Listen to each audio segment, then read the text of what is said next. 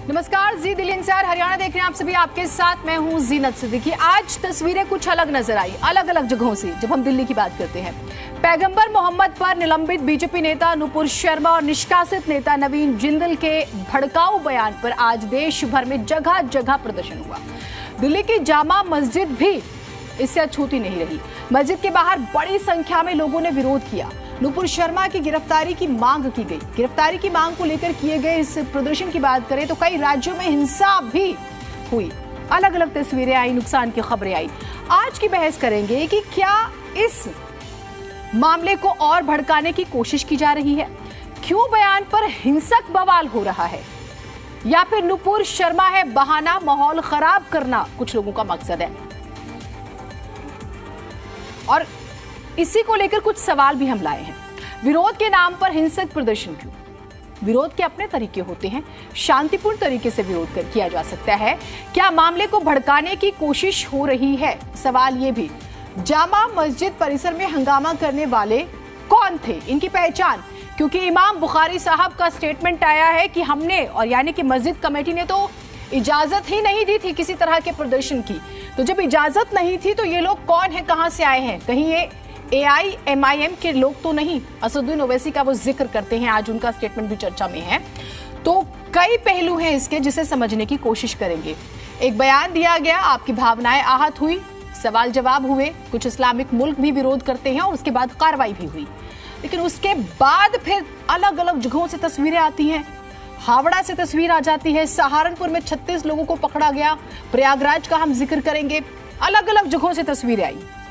रांची का भी हम जिक्र करें, अहमदाबाद में भी कुछ जगहों पर विरोध हो जाता है।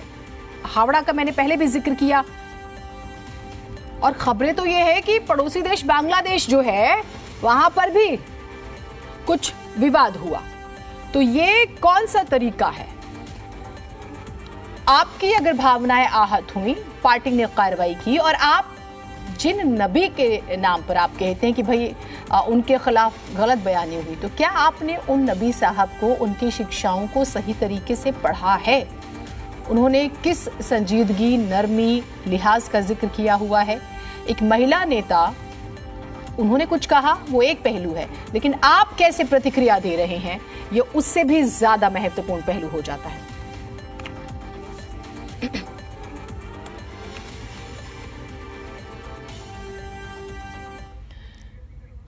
संजीव कौशिक नेता आम आदमी पार्टी से हमारे साथ हैं, राहुल त्रिवेदी नेता बीजेपी, डॉक्टर अनित सिंह प्रवक्ता कांग्रेस, डॉक्टर राम कैलाश गुप्ता राजनीतिक विश्लेषक, सैयद जव्वाद इस्लामिक स्कॉलर, सायमित हिंदू धर्मगुरु हमारे साथ हैं। आप सभी का बहुत स्वागत मैं करती हूं और मैं इसको शुरू करूंगी सैयद जव्वाद से। जव्वाद साहब, विरोध, देखिए एक बयान आया जिससे भावनाएं आहत हुई, यहां तक ठीक है, दबाव बना, पार्टी ने कार्रवाई की 6 साल के लिए, और एक को जो है हमेशा के लिए बाहर कर दिया जाता है पार्टी से। ये जो आज तस्वीरें आ रही हैं, ये क्या संदेश देती हैं?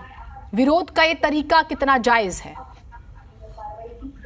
देखिए, पहले तो थोड़े से इसमें आपके शायद इसमें करेक्शन है। मैं एक एक्टिविस्ट हूँ, मुस्लिम एक्टिविस्ट हूँ, और मैं कोई धर्मगुरु नहीं।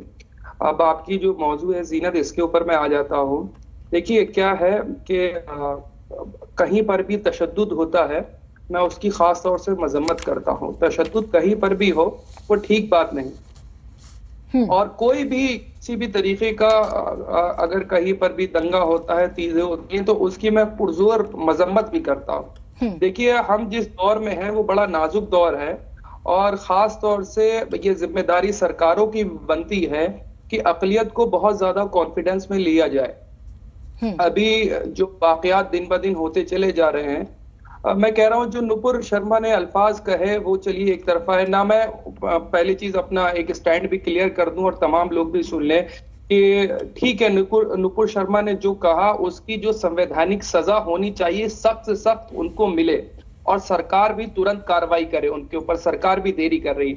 मैं उन लोगों का बिल्कुल भी समर्थन नहीं करता हूं कि जो लोग कहते हैं कि हाथ काट लो, गर्दन काट लो, जबान काट लो, उन लोगों की भी मैं भर्त्सना करता हूं। और जो ये स्टेटमेंट दे रहे हैं वो भी बहुत गलत है। हमारे देश में संविधान मौजूद है, संवैधानिक तौर पे जो कार्रवाई सख्त से सख्त होती है उनके खिलाफ होनी चाहिए। लेकिन मैं दूसरा पहलू भी देख रहा हूं कि भारतीय जनता पार्टी ने बहुत देर में कार्रवाई करी, बहुत वक्त कर गया, इतना पानी बह गया, तब उन्होंने कार्रवाई करी।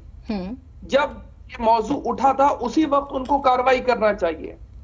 और तमाम भारतीय जनता पार्टी के वो लोग जो आ करके ऐसी बदजबानी करते हैं, जो उनको अपने अल्फाजों पे कंट्रोल नहीं, जिनको अपनी जबान पे कंट्रोल नहीं, जिनको अपने मिजाज पे कंट्रोल नहीं, उनके खिलाफ जवाद साहब ये एक तरफा बात लग रही है। अब ये एक तरफा बात ऐसे लग रही है, सुनिए, ये जो आज सड़कों पर प्रोटेस्ट कर रहे हैं, ये कब जागे हैं, जरा इनका भी बताइए। इनकी भावनाएं कब आहत हुई हैं?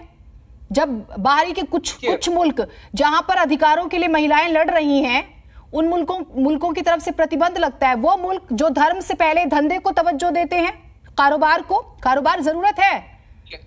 लेकिन आप ये भी देखिए ना, मेरे भारत की बात आएगी, सुन लीजिए, जहां पर मेरे भारत की बात आएगी, हम सब भारतीयों को एक साथ में खड़ा होना पड़ेगा। इसमें कहने में भी मुझे कोई गुरेज नहीं। कोई हमारी मुल्क के मामलात, जाती मामलात में मदाखलत नहीं करेगा और ना हम इजाजत भी देते हैं। लेकिन ये जिम्मेदारी सरकार को तय करना पड़ेगी, मौजूदा सरकार को तय करना पड़ेगी। और सरकार में इस वक्त भारतीय जनता पार्टी इख्तिदार में है, उसकी क्या जवाबदेही नहीं होगी? मैं इसको बखूबी बोल रहा हूं और सबके सामने बोलने में मुझे कोई गुरेज नहीं होता कि हमारे हिंदुस्तान के, हमारे भारत के आंतरिक मामलों में किसी तीसरे मुल्क को बोलने की इजाजत नहीं। लेकिन ये इजाजत देने का भी काम अगर किसी ने करा तो इस वक्त भारतीय जनता पार्टी ने करा। ये थोड़ा सा डिप्लोमेटिक आंसर हो रहा है। मैं आपसे जो मूल सवाल पूछ रही हूँ शायद आप वो समझ नहीं रही। मैं इससे सुनिए मैं इसे और सुनिए 10 सेकंड दे दिए। एक सेकंड नहीं सर, काउंटर सवाल होगा। सुनिए काउंटर सवाल होगा आपसे। काउंटर सवाल सभी मेहमानों से होगा। और सवाल ये है, अगर जामा मस्जिद परिसर में या आसपास इजाजत नहीं थी, आपने मुझे लगता है कि रिसर्च करके आप यकीनन आए होंगे, जामा मस्जिद के इमाम कहते हैं ये कौन लोग हैं, अगर इजाजत नहीं है उसके बाद हुड़दंगबाजी करेंगे आप, वहां पर प्रोटेस्ट करेंगे आप महिला का। एक बात तो तय है ना कि थ्रेट है नुपुर शर्मा को, गाली गलौज, गंदे मीम्स, पूरा सोशल मीडिया भरा हुआ है। जी गलत है। और जो लोग इस तरीके के वाकयात कर रहे हैं उनसे मैं बिल्कुल भी इत्तेफाक नहीं रखता। ठीक है, बाकी मेहमानों को दिखाइएगा। नहीं, मैं 10 सेकंड में अपनी बात कंप्लीट कर जल्दी कर लीजिए। 10 सेकंड मुझे और दे दीजिए ज्यादा।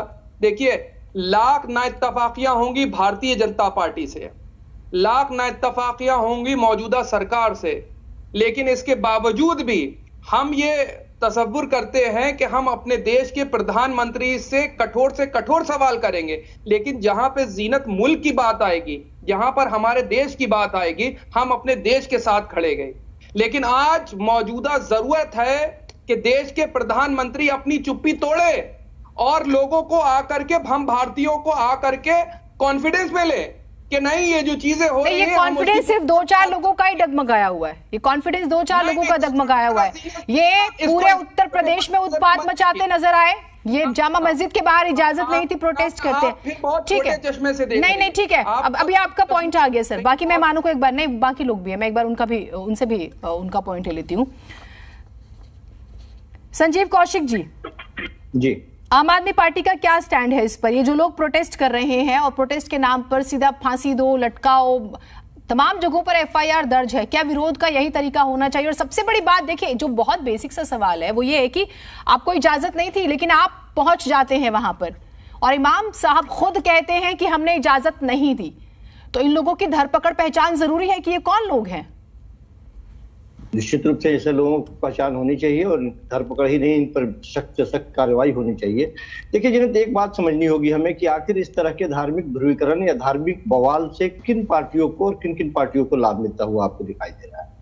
क्या ऐसा नहीं लगता आपको कि जानबूझ के स्थितियां और बिगड़ने दी गई, जानबूझ के इस तरह की परिस्थितियां पैदा हुई कि आज यहाँ तक हो गया कि पूरे मुल्क में धीरे धीरे जो बात एक जगह से निकली, धीरे धीरे कहाँ से कहाँ चली गई। पिछले कुछ महीनों से जब आप गौर करेंगी, चाहे सोशल मीडिया पे हो या टीवी के डिबेट्स में हो, जहां से यह बात शुरू हुई है, निश्चित तौर पे शुरुआती दौर में यदि इस बात संज्ञान ले ली जाती तो मामला इतना बिगड़ता हुआ नहीं दिखाई देता। जानबूझ के पहले हवा दी गई। मुझे ये कहने में कोई गुरेज नहीं है कि देश का वो अल्पसंख्यक समाज जो कभी तन करके लगातार, फिर मैं दोहरा रहा हूं कि अपने तरफ से कभी इस तरह की कोई हरकत नहीं करता है जिससे उसके ऊपर आरोप लगे, लेकिन बड़ी आसानी से उसको इस ट्रैप में फंसा दिया गया है। ये वो ट्रैप है जो पहले आपको बातों में फंसाया गया और सचमुच में अब आपके हाथों में पत्थर डाल दिए गए। कौन फंसा रहा है? आप 2-4 उदाहरण दीजिए, आप उदाहरण के साथ बताइए। मैं खुलेआम एक पार्टी और बाकी मेहमानों को दिखाइएगा, बीजेपी के प्रवक्ता को भी दिखाइएगा। मैं भारतीय जनता पार्टी के ऊपर इशारा करते हुए नहीं, अब भारतीय जनता पार्टी के ऊपर नाम लेकर के मैं ये बात बोल रहा हूं कि धार्मिक ध्रुवीकरण के आधार पर जिन लोगों ने सत्ता पाई है, जिन लोगों ने बड़ी आसानी से देश के उन तमाम सरकारी मुद्दों को दरकिनार कर दिया, उन्हीं लोगों ने फिर धार्मिक ध्रुवीकरण के आधार पर एक ऐसा मसला ये पैदा कर दिया है जिसके आधार पर उनको अपने वोटों की फसल लहलहाती हुई नजर आ रही है। ये बहुत गलत है। हो सकता है कि उनको इससे फायदे मिल जाए, लेकिन देश में जिस तरह से विभाजन की लकीरें और लोगों के जहन में जिस तरह से खाई पैदा की जा रही है, आपके बड़े नेताओं के ट्वीट्स नहीं देखे मैंने, इस पर अगर हैं तो बता दीजिए जरा। नहीं, ट्वीट्स की बात नहीं है, ये आम आदमी कोई स्टेटमेंट, ये सिलेक्टिव अप्रोच नहीं सर, मैं सिलेक्टिव अप्रोच की बात आप बता दीजिए ना कि आम आदमी पार्टी ने कभी हिंदुओं की बात की हो, कभी मुसलमानों की बात की हो। हम तो देश को जोड़ने की बात करें। क्या ये अगर सुनिए ना, जहांगीरपुरी प्रकरण हुआ था, सबसे ज्यादा जिस बात का जिक्र हुआ कि इजाजत नहीं थी, फिर भी 1-2 जुलूस निकाले गए थे। हमने तब भी सवाल पूछा था, इजाजत नहीं थी तो क्यों? अगर आज इस प्रोटेस्ट की इजाजत नहीं थी तो ये प्रोटेस्ट क्यों किया गया? क्या ये सवाल नहीं पूछा जाना चाहिए? क्या एजेंडा है, क्या मकसद है?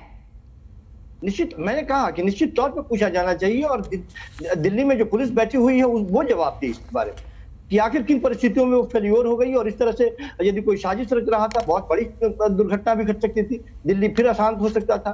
लेकिन डॉक्टर अनिल, ठीक है सर, लेकिन दिल्ली पुलिस क्या करती है, कब कदम उठाती है, किसके इशारे पे चलती है, लगातार हम पिछले कुछ वर्षों में देख रहे हैं कि दिल्ली पुलिस जिस तरह से कदम उठाती है। पार्टी विशेष की बात यदि हम खुल के करें, फिर भारतीय जनता पार्टी की बात करें, तो वो उनके इशारों आजकल पंजाब पुलिस भी चर्चा में है सर, याद रखिएगा, पंजाब पुलिस भी चर्चा में रहती है।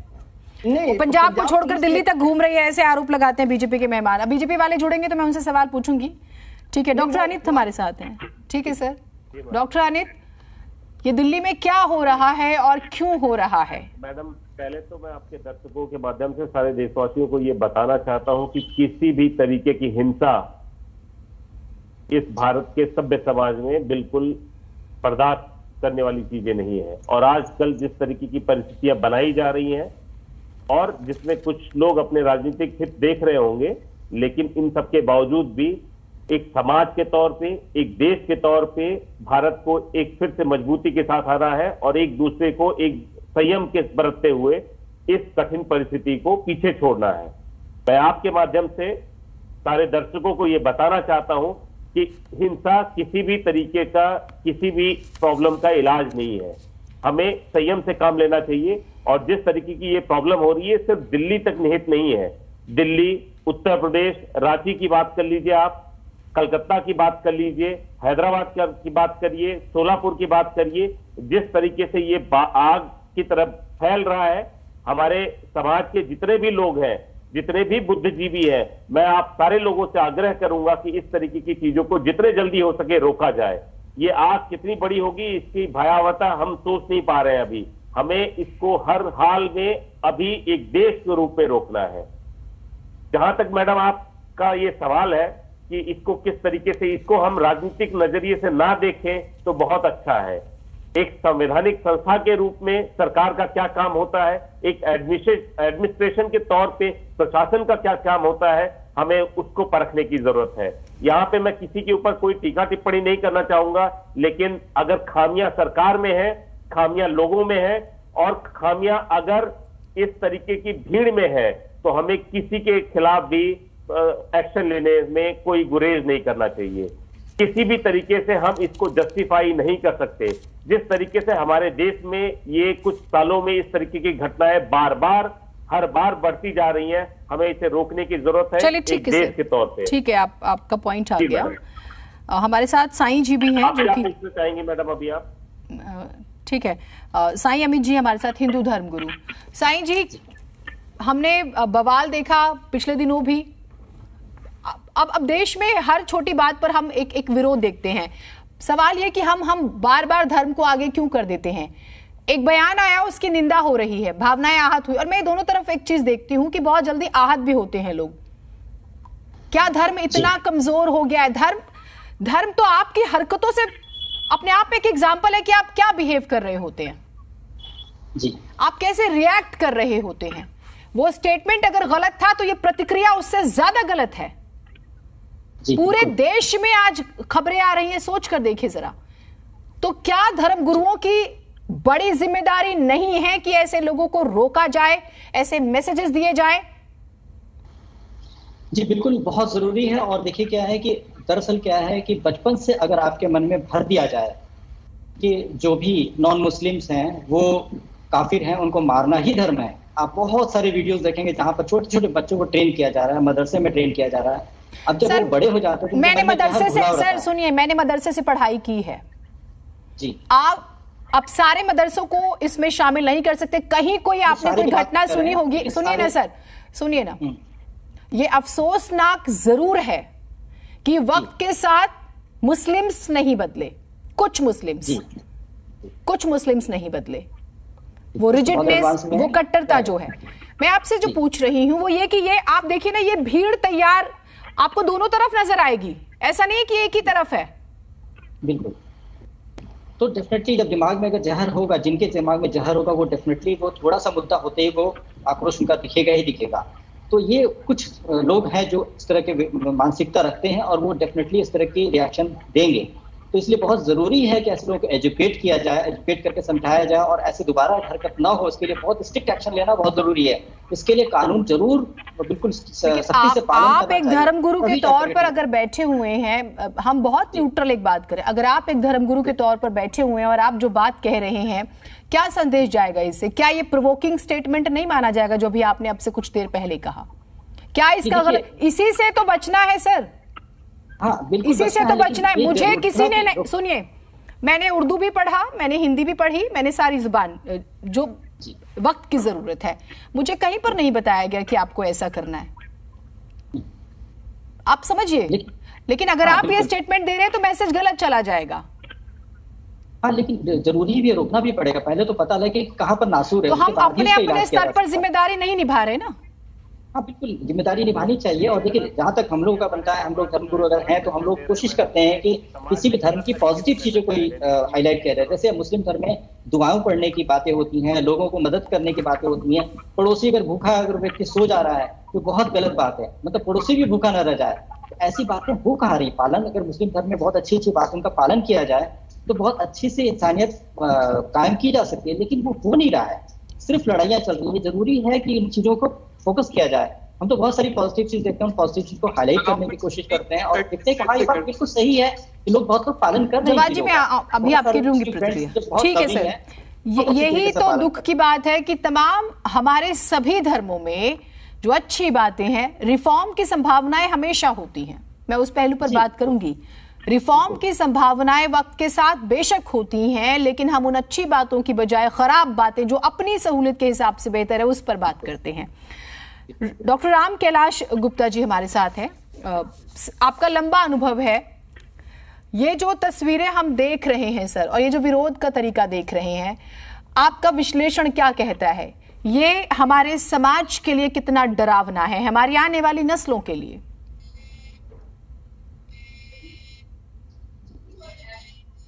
सर आप म्यूट हैं, शायद आपकी आवाज नहीं आ पा रही है।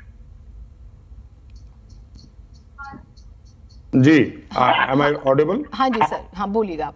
जी न्यूज के माध्यम से मैं हमारी राजनीतिक पार्टियों से एक याचना करना चाहता हूं कि हर पार्टी के राज में कभी कभी किसी किसी स्टेटमेंट के ऊपर बहुत सारे ऑब्जेक्शंस, बहुत सारे विवाद हो सकते हैं, लेकिन भारतवर्ष की छवि जो दुनिया में आज इतने उभरते हुए एक तीसरी ताकत के तौर पे आज रूस और अमेरिका के साथ खड़ी हुई है, तो हमारी उस छवि को ठेस ना पहुंचे।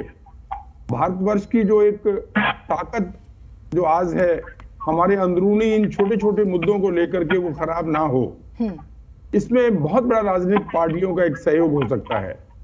हमें किसी भी स्टेटमेंट अगर कोई व्यक्ति देता है, वो किसी भी राजनीतिक पार्टी का है, उसका वो व्यक्तिगत मत हो सकता है, और जब वो राजनीतिक पार्टी उसकी भर्त्सना करती है और एक डिक्लेरेशन दे देती है कि भाई ये हमारा इससे कोई, इसकी स्टेटमेंट से कोई संबंध नहीं है, as a as a government of India, तो फिर उसके ऊपर बहुत सारा विवाद करना, बात करना औचित्य नहीं है।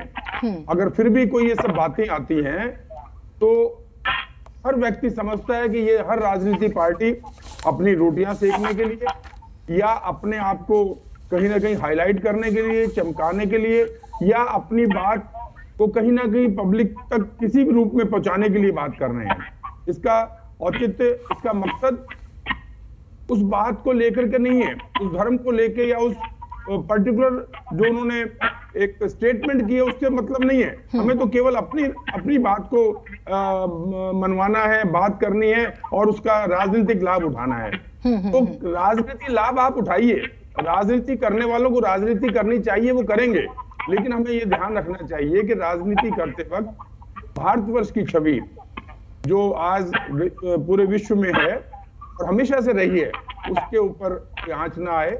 और इन्हीं बातों को लेकर के हम ये जो प्रदर्शन हो रहे हैं या जो हमें अपने धर्म गुरुओं को या हर राजनीतिक पार्टी के अपने लोगों को इस बात को विस्तार से समझाना और उनको नॉर्मल करना एक बहुत बड़ी जरूरत है, अभी ये चीजें पाएंगे। एक चीज और सर आपसे मैं समझना चाहूंगी, क्योंकि आपने तमाम एक लंबा समय देखा है तो आप बहुत अच्छे से बता सकते हैं।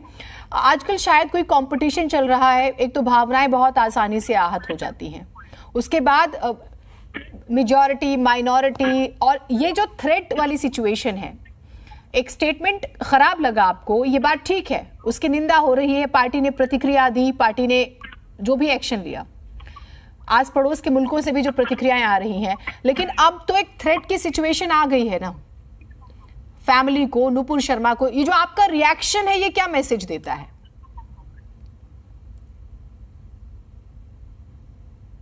ये जो पॉलिटिकल पार्टीज का जो रिएक्शन है, उसका मैसेज केवल इतना मैसेज है कि वो कोई भी ऐसे स्टेटमेंट को सपोर्ट करते हैं, कोई भी ऐसी बात को, ऐसी भावना को भड़काने की कोशिश करते हैं जिससे उनका राजनीतिक लाभ हो, और ये सब हमें देखने को मिल रहा है। राजनीति करना, स्वच्छ राजनीति एक बहुत अच्छी बात है। राजनीति में कहीं ना कहीं अपनी बात को रखना भी बहुत जरूरी है, लेकिन देश की कीमत के ऊपर, जहां देश के अंदर इस प्रकार की भावनाओं को, दंगों को भड़काने की बात हो या किसी के व्यक्तिगत किसी धर्म के विपरीत कोई बात हो या इस प्रकार के जहां देश की भावना को ठेस पहुंचे या इस प्रकार की कोई और जिससे कि कोई दुर्घटना घटे, इन बातों का हमें ध्यान रखना चाहिए। ठीक है, मैं आपसे, ठीक है, मैं आपने पॉलिटिकल प्रतिक्रिया का तो जरूर जिक्र किया, मैं आपसे जो जनता के विरोध का तरीका है वो किसी भी धर्म विशेष से हो, मैं आम बातचीत, आम बोलचाल में भी जब हम बात करते हैं तो कुछ लोग ये कहते नजर आते कि जी यही बात किसी और रिलीजन के व्यक्ति ने किसी और रिलीजन के लिए कह दी होती तो क्या हो गया होता। ये बातें जो आती हैं, क्या ये चीजें और खराब नहीं करती हैं? मैं इस पे आपसे जरूर बात करूंगी। एक छोटा सा ब्रेक ले रहे हैं, कहीं मत जाइएगा, अब इस विषय पर अभी और चर्चा करनी है मेहमानों से।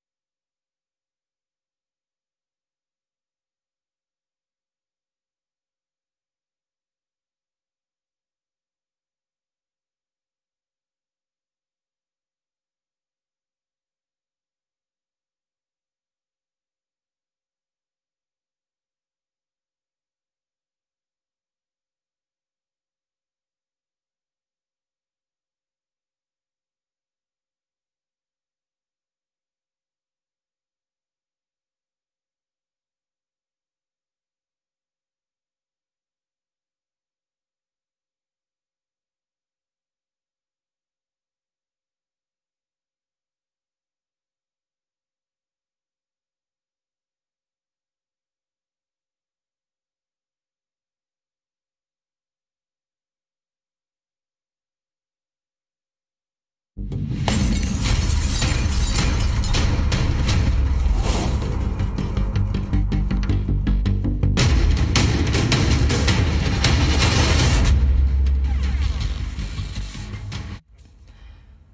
के बाद स्वागत है आप सभी का। नुपुर शर्मा की तरफ से एक बयान आता है, उसका विरोध होता है। पड़ोसी मुल्क जब विरोध करते हैं तो फिर यहां भी विरोध शुरू हो जाता है। सैयद जवाद साहब, ये जो विरोध का तरीका है, क्यों इस पर सवाल नहीं होने चाहिए? नहीं, देखिए, सवाल तो इस पे भी होना चाहिए कि भारतीय जनता पार्टी ने कार्रवाई इतनी देर से क्यों करी। और अब तो कर दी ना, कार्रवाई हो चुकी है। मैंने इसी से जुड़ा एक सवाल आपसे पूछा था कि यहां पर भी तो प्रतिक्रिया अब आ रही है ना, जब बाकी के मुल्क प्रतिबंधित करते हैं, कुछ व्यापार को लेकर चीजें खराब होती हैं, तो जब विरोध होता है तो ना। पहला विरोध कानपुर के अंदर हुआ। सबसे पहला अगर देखिए, कानपुर के अंदर जो फसादात हुआ, चीजें हुई, उसके बाद से मुद्दा और हाईलाइट हुआ। वरना आप देखेंगे कि जिस दिन नुपुर शर्मा ने ये बात बोली थी, उसी वक्त ट्विटर के ऊपर और सोशल मीडिया प्लेटफॉर्म पे जो है ये चीज बात ट्रेंड होने लगी थी। आप इस चीज की गंभीरता को देखिए कि भारतीय जनता पार्टी कितनी संजीदा थी उस वक्त। अगर मैं इसी चीज को कह रहा हूं कि अगर तुरंत कार्रवाई कर लेते तो ये इतनी नौबत ही नहीं आती। ये सही हो रहा है, आप इसे जस्टिफाई कर रहे हैं, यानी कि पूरे देश में उत्पात मचाइए, जाइए बसों में आग लगाइए, तोड़ दीजिए सारी चीजें, सरकारी संपत्ति को नुकसान पहुंचा दीजिए। आप मेरी बात से फिर बच रहे हैं ना। पार्टी ने कार्रवाई की, सुनिए जरा, सुनिए, पार्टी ने कार्रवाई की, पार्टी ने बाहर निकाला। अरे आप एक बार में सुन पा रही, नहीं सुन पा रही जीनत? मैं सुन रही हूँ, आप सवाल से भागिए नहीं। नहीं, मैं सवाल से भागता नहीं हूँ, भारतीय जनता पार्टी का मेंबर नहीं हूँ भाई, कि मैं जो हूँ 3 दिन नहीं, अभी वो है नहीं तो आप उन पे कमेंट कर रहे हैं खामखा। अभी तो उनके प्रवक्ता नहीं है, वरना वो आपको जवाब देते। वो इसलिए नहीं है, भाग रहे हैं, मुंह छुपा रहे हैं डिबेट से। उनमें हिम्मत नहीं है कि वो जनता का सामना कर ले। आप इसका इस्लामिक स्कॉलर है, किसी पार्टी के प्रवक्ता हैं? आप इस्लामिक स्कॉलर ही है ना? मैं आपको अभी मैंने बताया, मैं इस्लामिक स्कॉलर नहीं हूं। मुझे लगता है कि आपसे न्यूट्रल स्टेटमेंट का उम्मीद किया जा सकता है। हाँ, मैं न्यूट्रल ही दे रहा हूं। मैं तशद्दुद का, कहीं पर भी तशद्दुद होता है उसकी मजम्मत कर रहा हूं, और ये कह रहा हूं, अगर आपकी नहीं समझ में आ रहा, ये बार बार कह रहा हूं कि ये नहीं होना चाहिए था जो हुआ है। और मैं इस चीज के भी खिलाफ हूं कि वो लोग, और खास तौर से वो लोग जो महिला के बारे में आके कह रहे हैं कि उसकी गर्दन काट लो, उसकी जबान काट लो, उसका ये हाथ काट लो, ये उसकी भी मजम्मत कर रहा हूं, उन लोगों की भी मजम्मत कर रहा हूं कि वो जो ये अल्फाज कह रहे हैं बिल्कुल नहीं कहना चाहिए। इस चीज को सुन लीजिए, अगर नहीं समझ में आ रहा तो मैं कुछ नहीं कह सकता। और जो भी ये प्रदर्शन जिस तरीके के हो रहे हैं, आप मुझे समझाने से ज्यादा जरूरी है। देयर इज नथिंग पर्सनल, आप मुझे मत समझाइए।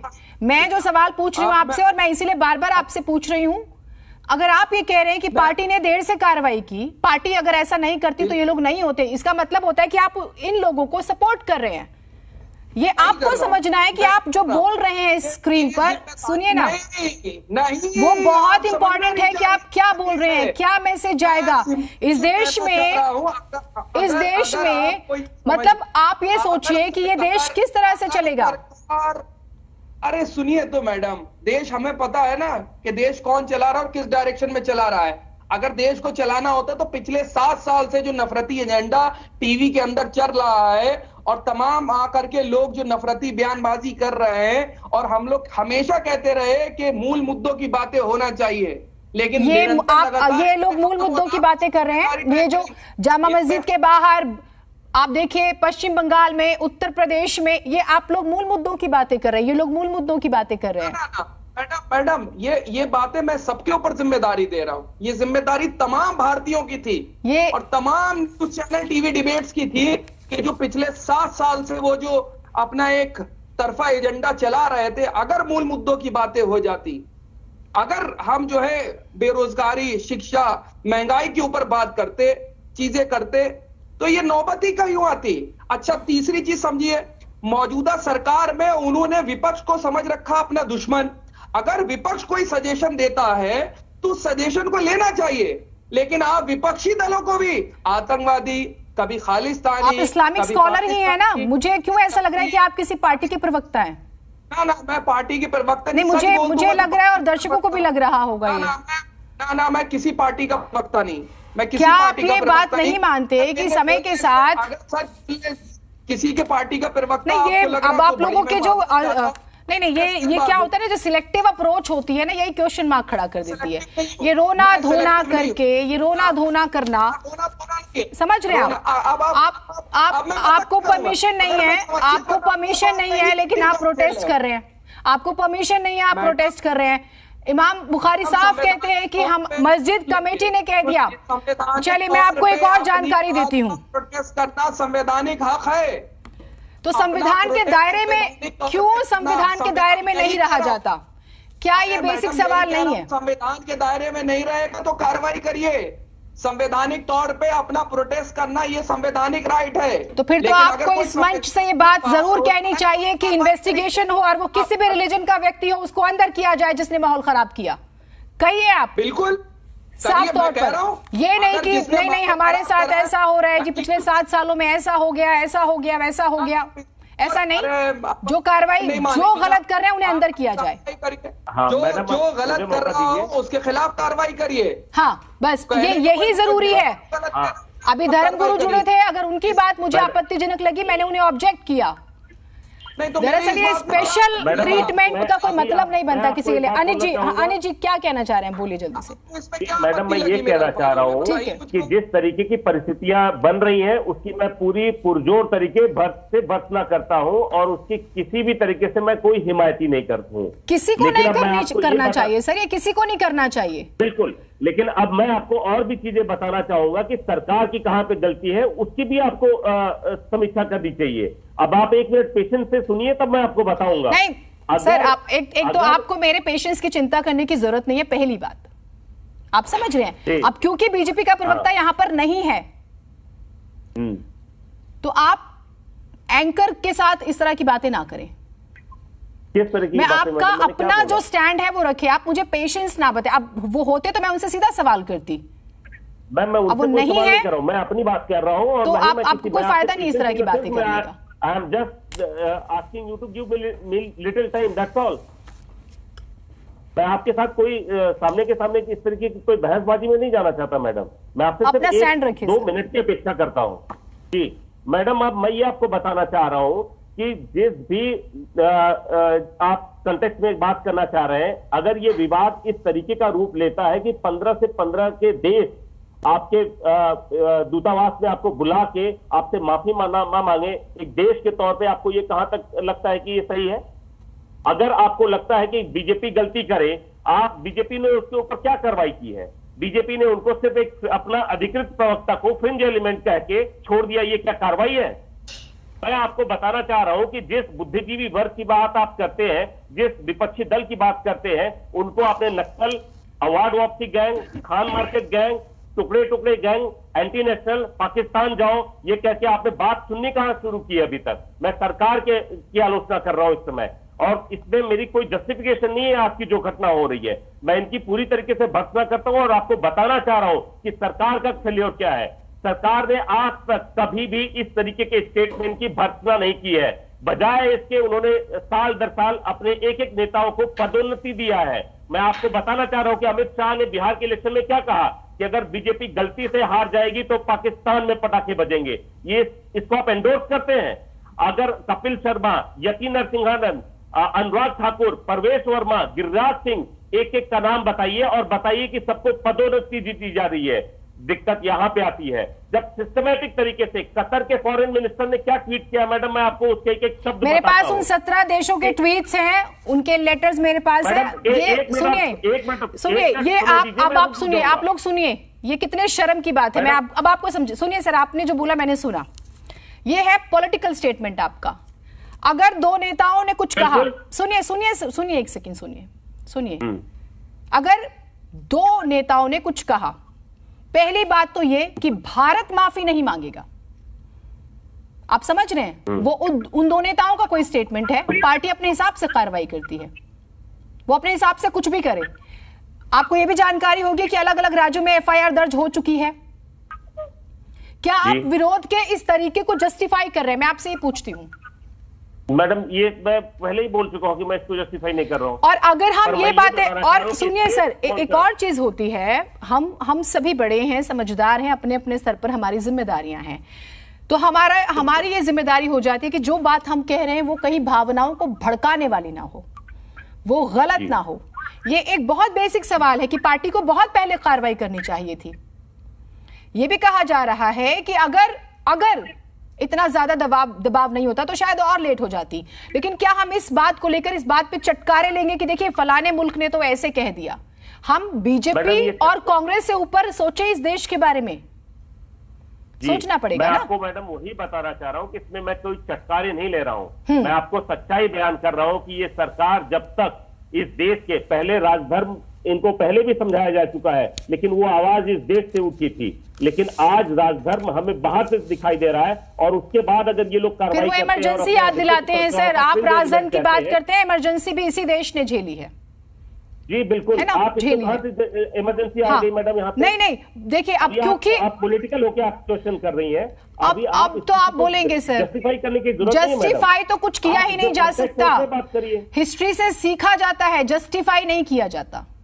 मैम हिस्ट्री से सीखा नहीं आता, लोगों को हिस्ट्री से सीखा जाता है, एक दूसरे को लोगों से। संजीव कौशिक जी, मैं बहुत बेसिक सी जो बात समझना चाह रही हूं, एक तो भावनाएं आहत होती हैं, अव्वल तो हमें खुद बचना चाहिए कि हम इस तरह के स्टेटमेंट ना दें, किसी भी दल से हो, आप आम इंसान हैं, आप खास हैं, आपको सभी धर्मों का मान सम्मान उतना ही जरूरी है, जो बाद में आपने देखा कि इंडियन गवर्नमेंट भी बार बार ये बात कह रही है तमाम कंट्रीज के साथ, और चीजें बहुत ठीक हुई हैं, लेकिन हम इससे ऊपर नहीं उठ पा रहे कि नहीं हमें बचना चाहिए जी, फलानी पार्टी ने ऐसा किया, फलानी पार्टी ने ऐसा किया।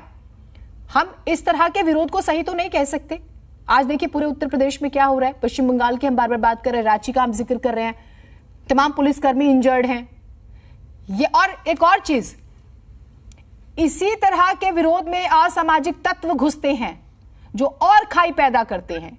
क्यों नहीं हम सब मिलकर उनको बाहर निकालें, पहचानें, उनके खिलाफ कार्रवाई हो, वो किसी भी धर्म से हो। देखिए जिस बेल के बारे में हम लोग चर्चा कर रहे हैं, आप बैठ के पत्तियों को तोड़ करके समस्या को समाप्त नहीं किया जा सकता है। जब तक उसके जड़ों तक आप नहीं पहुंचेंगी, उस पर प्रहार नहीं करेंगी, तब तक की समस्याएं ऐसे ही विकराल बनी रहेंगी।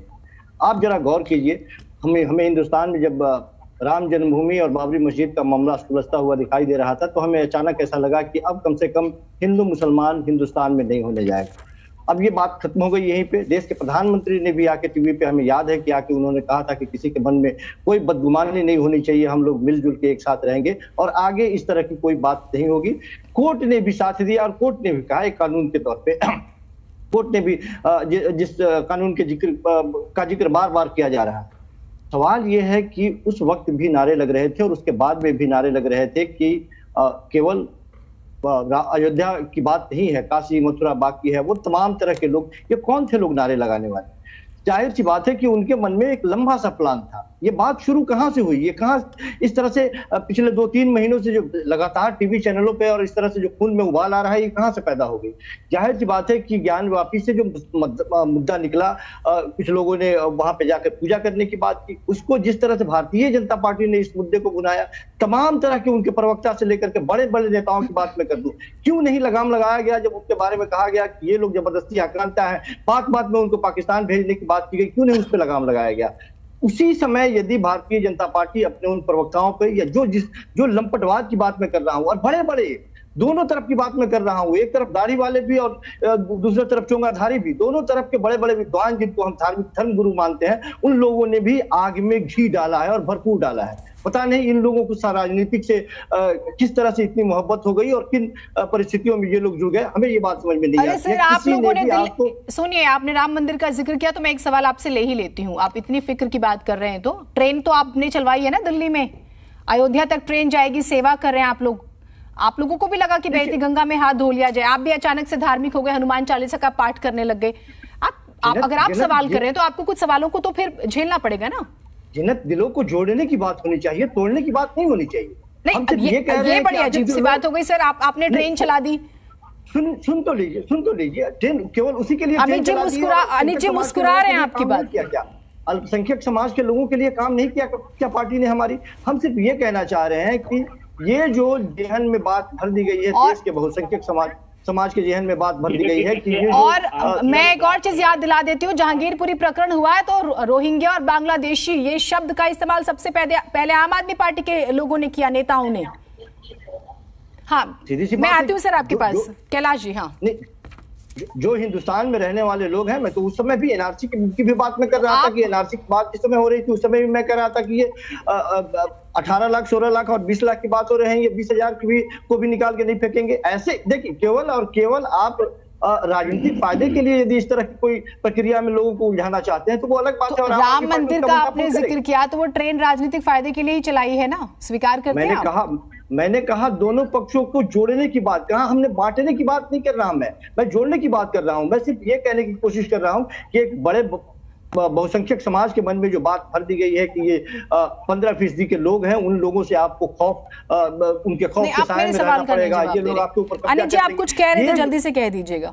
अनिल जी, जल्दी से कह दीजिएगा। माध्यम से यही कहना चाह रहा हूँ कि जिस तरह के घटनाक्रम के बारे में हम बात कर रहे हैं, इसकी हमें सारे लोग जितने भी पैनलिस्ट हैं सब के सब एक स्वर में भर्त्सना कर रहे हैं और इसको कोई भी डिफेंड नहीं कर रहा है। लेकिन उसके बावजूद भी अगर ये फ्यूचर में हमें इसको रोकना है तो हमें एक एसओपी बनानी पड़ेगी। अगर कोई भी नेता किसी भी पार्टी से हो और किसी भी तरीके से भड़काऊ बयान, और जैसे अभी आज आईपीसी की धारा 153 लगाई गई नुपुर शर्मा के, जो मैं आपको बताना चाह रहा हूं कि जिसका मकसद होता है जानबूझकर हिंसा के लिए उकसाना, जिसमें 5 साल तक की कैद की सजा होती है। धारा 295 जिसमें धार्मिक आस्था को चोट पहुंचाने, जिसमें 2 साल की सजा का प्रावधान है। ऐसे जो धारा है इनको लगाना चाहिए और एक एक करके, चाहे वो कितना भी बड़ा नेता हो, कितना भी रसूखदार आदमी हो, किसी की कोई भी पदोन्नति नहीं होनी चाहिए। ये सिस्टम एक गलत मैसेज देता है और लोगों को प्रोवोक करता है कि इस तरीके के गलत चीजों पे कैलाश जी कुछ कहना चाह रहे हैं, ठीक है, भावनाओं को बढ़ाए। ठीक है, ये इसका विशेष तौर पर ध्यान रखना चाहिए। कैलाश जी, जो मैं आपसे सवाल पूछी थी, आप अपनी बात जरूर रखिएगा। और मैंने आपसे जो सवाल छोड़ा था आपके लिए वो है कि हमारे नेताओं की लापरवाही सभी राजनीतिक दलों की नजर आती है काफी हद तक, लेकिन ये जो प्रतिक्रिया का तरीका है, इसे इसको लेकर आप क्या कहते हैं? क्या ये माहौल बहुत खराब नहीं करता और इसमें असामाजिक तत्व ज्यादा नुकसान पहुंचाते हैं? मेरा इसमें पूरे राजनीतिक दलों को ये एक मैसेज है।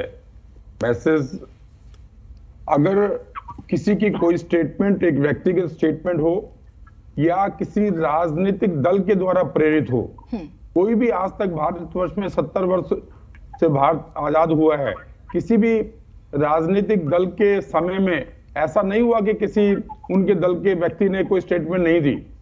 वो एक उनकी व्यक्तिगत स्टेटमेंट हुई, लेकिन उस स्टेटमेंट के एवज में अपोजिशन पार्टियां लॉ एंड ऑर्डर को हाथ में लें, प्रदर्शन करें, आगजनी करें या और प्रकार की किसी भी प्रकार की कोई दुर्घटनाएं हो देश में, ये लॉ एंड ऑर्डर को देखना चाहिए। कोई बर्दाश्त नहीं कर सकेगा और ना ही करना चाहिए। इसमें कोई भी अपोजिशन पार्टी नहीं है। नहीं, अगर नहीं, सुनिए नुपुर जी, अपोजिशन पार्टी नहीं होती है। अपोजिशन पार्टियों के द्वारा प्रेरित तो होते ही हैं, उनके द्वारा उकसाए गए तो होते ही हैं, लेकिन सर सुनिए, कोई भी सर मेरी आप भी मेरी बात बोलने दीजिए प्लीज। मान लीजिए अनिल जी एक बार सुन लीजिए, अनिल जी प्लीज एक बार सुन लीजिए। मान लीजिए वो राजनीतिक पार्टियों के द्वारा प्रेरित नहीं है, तो भी तो हमारे देश की छवि को रखने के लिए, ठीक करने के लिए क्या इस प्रकार की घटनाओं को होने दिया जाए? कतई नहीं। इसके लिए सरकार को सख्त कदम उठाना चाहिए और मिनिस्ट्री को उनको जो भी लॉ कानून के जो दायरे में आता है उसके हिसाब से उनको एक्शन लेना चाहिए, चाहे जो बयानबाजी करते हैं वो उनके प्रति या जो इस प्रकार की भावनाओं को भड़काते हैं उनके प्रति। बिल्कुल, यही मूल बात है, यही मूल बात है। हमारे साथ साईं जी भी हैं, धर्मगुरु जो हैं। साईं अमित जी, धर्मगुरुओं की भी बड़ी जिम्मेदारी है सर, अगर वो किसी भी धर्म की नुमाइंदगी करते हैं तो इस तरह की बयानबाजी अव्वल तो ना हो। देखिए, पॉलिटिकल नेता का स्टेटमेंट था, इसलिए अब क्योंकि बीजेपी की तरफ से कोई है नहीं तो मैं सवाल पूछ नहीं पा रही हूं उनसे, क्योंकि उनसे भी बहुत सारे सवाल थे। लेकिन धर्म गुरुओं वाले पहलू पर भी उकसाऊ बयानबाजियों से तो बचने की बहुत जरूरत है। हमने अलग अलग जगहों से ऐसे वीडियोस, तस्वीरें देखी हैं और ये सभी की बराबर कलेक्टिव अप्रोच, कलेक्टिव जिम्मेदारी जरूरी है, माननी पड़ेगी, स्वीकार करनी पड़ेगी। देखिए क्या है कि हर धर्म में सारी बातें अच्छी नहीं हो सकती, कुछ कुछ बातें, क्योंकि मनुष्य द्वारा लिखा गया है, जो भी कहा गया है, जैसे परमात्मा का संदेश है, मनुष्य ने लिखा है, तो कुछ तो कमियां हो सकती हैं। अब जरूरी थोड़ी है कि आप कमियों को लेकर के उसको हाईलाइट करते रहें, इसीलिए बहुत जरूरी, उसमें बहुत सारी पॉजिटिव चीजें वो लेनी चाहिए। टॉलरेंस की बात जहाँ तक होती है, हिंदू ने भी बहुत टॉलरेट किया है, बहुत बार मुस्लिम नेता बोल जाते हैं। अब इस बार कंपटीशन अगर करना है तो लड़ाई का ना करें, टॉलरेंस का करें कि हाँ ठीक है, उन लोगों ने बर्दाश्त किया, हम भी बर्दाश्त कर लेते हैं। दोनों धर्म अगर बर्दाश्त कर लें एक दूसरे की बात, तो पता चलेगा लड़ाई का मुद्दा तो खत्म हो गया, हाँ अच्छी अच्छी बातें ही रह जाएंगी। तो पॉजिटिविटी को लेकर चलना बहुत ज्यादा जरूरी है। आज के टाइम पे बहुत जरूरी है कि देश को तरक्की की तरफ ले जाना, ना कि आपस में लड़ लड़ करके खत्म होना है, क्योंकि बहुत तेजी से तरक्की करना बहुत जरूरी है। पूरी दुनिया तरक्की कर रही है, ऐसे में एजुकेशन बढ़ना चाहिए और चीजों बढ़नी चाहिए, इन चीजों पर फोकस करना जरूरी है। से कहेंगे कि जो धर्मगुरु उकसाऊ बातें करते हैं वो नहीं होनी चाहिए, वो किसी भी धर्म से नहीं करनी चाहिए, जरूरत ही नहीं है, किसी भी धर्म से, किसी भी धर्म में नहीं करनी चाहिए, उस तरफ से भी नहीं होनी चाहिए, इस तरफ भी, हमको किसी भी धर्म में नहीं होनी चाहिए। कुछ तो कमियां होंगी, एक जमाने पहले लिखी गई थी जो बातें किताबें लिखेंगी, उससे बहुत सारी चीजें होंगी जो आउटडेटेड होंगी ही होंगी। तब एक जमाने में लाउड स्पीकर नहीं हुआ करता था, अब लाउड स्पीकर है। बहुत सारी चीजें ऐसी जो टेक्नोलॉजी की वजह से इजाद हो गए, जैसे कि गन्स नहीं थे पहले, अब हो गए हैं, तो वो सब धर्म शास्त्र में तो लिखे नहीं हुए हैं। तो अब उन चीजों को कैसे आप रिलेट करेंगे? तो इसलिए पहले की चीजों को हर व्यक्ति अपने विश्वास के हिसाब से लेके चले, किसी के धर्म को सही न किया जाए, उसकी आस्था के हिसाब से वो उसको माने, जो जिस धर्म का उसको अपने धर्म को माने, और एक दूसरे का सम्मान करें। उससे क्या होगा कि वो उस धर्म में खुश रहेगा, वो उस धर्म में खुश रहेगा, और एक दूसरे के प्रति सम्मान बना रहेगा। और सही मायने में देखें कि उस धर्म में क्या अच्छी बात है। बहुत सारे धर्म में अलग अलग बातें होती है। जैसे कि आप क्रिश्चियन धर्म में लीजिए तो उसमें प्रेयर करने की बहुत अच्छी आदत है, क्या खाना खाने के पहले प्रेयर करते हैं। किसी धर्म में आपके यहाँ मसनून दुआएं बहुत अच्छी होती है, मेरे पास मसनून दुआएं हैं, हम हिंदू हैं लेकिन मेरे पास मसनून दुआएं हैं। दुआ करने का बड़ा अच्छा तरीका है। अब बताइए, अगर आपके धर्म से हम अगर मसनून दुआएं लेकर के पढ़ लिए तो क्या बुरा क्या हो गया? मेरा कुछ नहीं बुरा हुआ, बल्कि एक अच्छी क्वालिटी और भी डेवलप हो गई। आप किसी भी जगह पर प्रार्थना कर लेते हैं, ये बहुत अच्छी बात है। अगर हम भी प्रार्थना कर लेते हैं तो क्या बुरी बात है? अगर और भी, जैसे मुस्लिम धर्म में और भी बहुत अच्छी बातें होती हैं, और किसी हिंदू धर्म में बहुत अच्छी बातें हैं कि हाँ सॉफ्ट रहो, सभी का सम्मान करो, सब धर्म का सम्मान करो। ऐसे बहुत सारी पॉजिटिव बातें, ये बातें जो आप कह रहे हैं, ये मूल हमारे जो निजी जीवन है उसमें वाकई बहुत अच्छी होती हैं। लेकिन आप क्या ये भी कहेंगे इसी मंच से कि हमें किसी भी, देखिए क्योंकि अब मैं बार बार कह रही हूँ कि बीजेपी के नेता नहीं है, वरना उनसे सवाल होते, तो हमें धर्म गुरुओं को लेकर या किसी पैगंबर को लेकर इस तरह की बयानबाजियों से बचना चाहिए। ये जरूरी है, जरूरत नहीं बातों को कहने का, चाहे वो भगवान शिव के लिए कोई बोल रहा हो या प्रभु श्री राम के लिए कोई बोल रहा हो, कृष्ण के लिए कोई बोल रहा हो, वो भी उतना ही गलत है जितना कि पैगंबर के लिए बोला जाए। देखिए ह्यूमन लाइफ है, जो भी है, जो भी धर्म की बातें हैं, जो अगर मोहम्मद भी ह्यूमन थे, जहाँ राम जी भी ह्यूमन थे, सब ह्यूमन थे। ह्यूमन में अगर ह्यूमन लाइफ जिया है तो कुछ अच्छी बात होगी, कुछ बुरी बात होगी। नॉर्मल लाइफ जीने में कुछ 19-20 होता ही है। अब उस चीजों को, नेगेटिव को हाईलाइट करके अगर हम लोग चलेंगे तो बहुत मुश्किल हो जाएगा। फिर वो पॉजिटिव चीज तो रही नहीं, मैसेज कुछ और देना चाहते रहे हैं। अगर धर्म में कुछ, हर धर्म का एक मैसेज है, वो मैसेज देना चाहते हैं कुछ और हम लोग लेके कुछ और ही बैठ गए हैं। तो ये जरूरी है कि उसमें पॉजिटिव चीज लें। जैसे कहते हैं ना कि हंस जो होता है वो दूध पानी मिलाने पर वो सिर्फ दूध ले लेता है और पानी छोड़ देता है। तो इसी तरह से हम लोग को भी चाहिए कि पॉजिटिव चीज को ले लें और पानी को छोड़ दें। मतलब जो नेगेटिव चीजें या बहुत जो दमदार चीज नहीं, उन चीजों को छोड़ दें तो चला क्या जाएगा?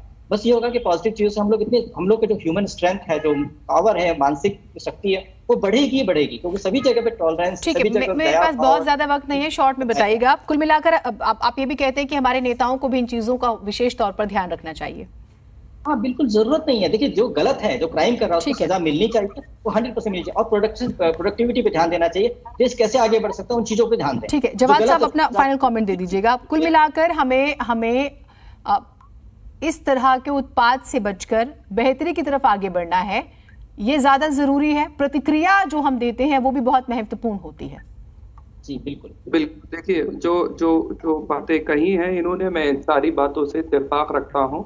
और तशद्दुद की हिंदुस्तान में कोई जगह नहीं होनी चाहिए। देश संविधान से चलना चाहिए और हमको अपने, चाहे सरकारें हो, चाहे लोग हो, चाहे जनता हो, चाहे विपक्ष हो, सबको संविधान के दायरे में रह करके ही किसी के ऊपर टीका टिप्पणी करना चाहिए। और मैं ये भी वो रखता हूँ सरकारों से भी, क्योंकि मौजूदा सरकारों की जिम्मेदारी होती है कि किस तरीके से आपको स्टेट चलाना है या देश चलाना। उनको भी संविधान के दायरे के अंदर रह करके ही कार्रवाई करनी चाहिए। अपने संवैधानिक हक को, अपने मूल्यों को कभी नहीं छोड़ना चाहिए और हमेशा इंसाफ की तरफ ज्यादा झुकाव रखना चाहिए, तभी देश आगे बढ़ सकता है। जहां इंसाफ होगा वहां सुकून होगा, वहां अमन होगा। और वो मुल्क हमेशा तरक्की करते हैं जो इंसाफ परस्त होते हैं। एक चीज जो बहुत ज्यादा सवाल खड़े करती है जवाद साहब, वो ये कि जिस नबी पर बयानबाजी को लेके आप इतना ज्यादा आक्रामक हैं, उस नबी से आपने सीखा क्या? एक औरत के लिए आप जिन अल्फाजों का जिक्र कर रहे हैं, जिस नबी की नस्ल औरत से चली, बेटी से चली, आप सोचिए, है ना, वहां पर आप औरत के लिए गालियां सोशल मीडिया पर किस तरह की चीजें हो रही हैं, कितना गलत है ये? गलत कर रहे हैं वो लोग, वो गलत कर रहे हैं। मैं छोटा सा एक वाकया कहिए सुना दूं। हमारे नबी के ऊपर एक औरत जो थी वो रोज कूड़ा फेंकती थी। एक दिन कूड़ा नहीं फेंका तो नबी उसकी खैरियत मालूम करने चले गए, और वो बीमार थी। और वो बीमार थी। हाँ, वो बीमार हमारे इस्लाम का सबसे बेसिक अगर चीज देखा जाए तो लोगों को माफ करना, सब्र करना, मोहब्बती अल्फाज बोलना, जो हमने अपने बुजुर्गों से सीखा है। आप किसी के ऊपर तशद्दुद या करके जो है वो इस्लाम को आगे नहीं बढ़ा, आप गलत नजीर पेश करेंगे। और मैं उन तमाम लोगों से कहना चाह रहा हूं आपके माध्यम से, आपके टीवी चैनल के माध्यम से, जो लोग तशद्दुद कर रहे हैं वो गलत कर रहे हैं। इस चीज को बोलने में कोई गुरेज नहीं, तशद्दुद की कोई जगह नहीं है, ना संवैधानिक तौर पर ना इस्लामिक पॉइंट ऑफ व्यू से जरूरत है। ठीक है, सिर्फ इस चीज को समझने की जरूरत है। ठीक है, बहुत शुक्रिया आप सभी का। वक्त मेरे पास इतना ही था, लेकिन जो सबसे बड़ी बात है वो ये कि अव्वल तो बयानबाजियों से बचना चाहिए किसी भी धर्म के प्रति, और किसी को भी इजाजत नहीं है, किसी को भी नहीं। और ये जो प्रतिक्रियाएं दिखाई जा रही हैं, इन लोगों के लिए तो एक ही महत्वपूर्ण है, जिस नबी के नाम पर आप इतना हल्ला मचा रहे हैं, उस नबी की जिंदगी को अगर आप पढ़ लेंगे तो फिर आप इस तरह से हुड़दंगबाजी करते हुए नजर नहीं आएंगे कम से कम। और प्रशासन को चाहिए इन लोगों की पहचान करे, वो किसी भी धर्म से हो, उनके खिलाफ सख्त कार्रवाई करे। आखिर में ये मुल्क संविधान से चलेगा, किसी की मर्जी से नहीं चलेगा। बहुत छोटा ब्रेक ले रहे हैं, कहीं मत जाइएगा।